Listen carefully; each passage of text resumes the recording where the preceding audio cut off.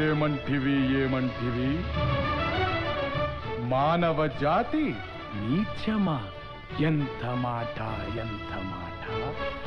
వైతరుని వరకు వెంటాడి వేధించి ముప్పుతిప్పలు పెట్టి మీ ధర్మసూత్రములను మంటగలిపి పతి ప్రాణములు దక్కించుకున్న నారీమణి సావిత్రిదే జాతి, మానవ జాతి.